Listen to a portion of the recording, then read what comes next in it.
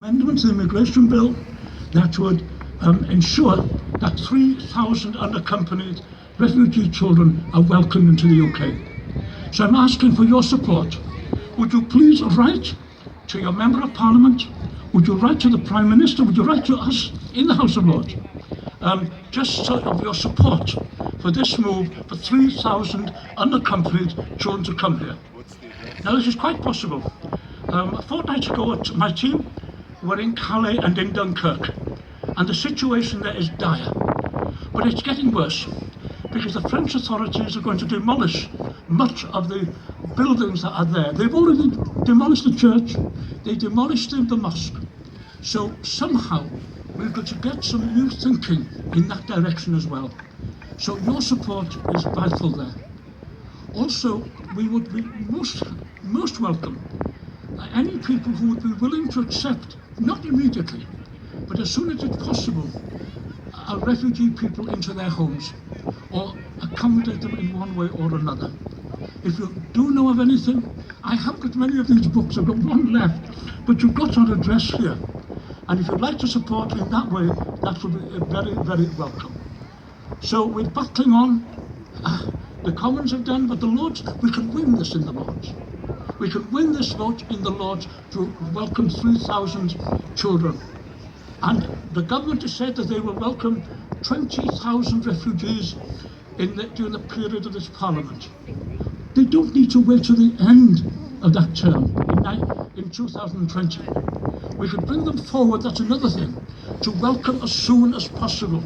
We have to take people out of the situation in Aleppo and Damascus and the other places. And they could do it now.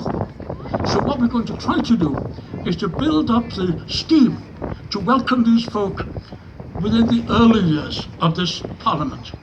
That also could be part of the message you could send. So we're doing this. There's a new immigration bill coming in that I'm ashamed to be even discussed. You know, there are so many things, I could give you hours. I will if you ask me to, but not this particular moment. The new immigration bill, read it, see our amendments, see how we try and, for instance, to allow asylum seekers to work after 6 months, not after 12 months, that there won't be any indefinite detention of asylum seekers, that children when they reach the age of 18 will be safeguarded. Last year, 250 youngsters when they reached 18 were deported back to what was supposed to be their home country. 150 of them were deported violently. They were, I met them in Parliament, and one lad was telling me, he was from Afghanistan, that he built a noose over his bed, so that when he was 18, if the authorities came to force him to go back, then he would know what to do with the noose. We're in a violent situation, we're in a tragic situation, and there's more to come. So we now need to build some sort of infrastructure that will meet what will happen when we have so many more people. There are 50 million displaced people in the world at this time. 50 million.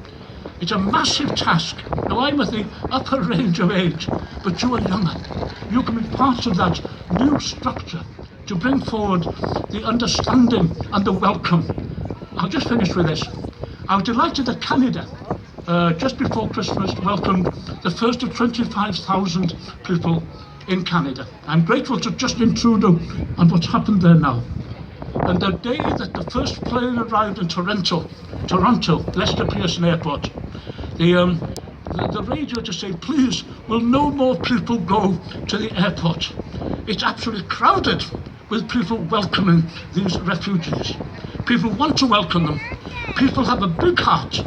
And so let's try to make sure that the government also has a heart of which we will not be ashamed. Thank you for the opportunity to say something here this morning.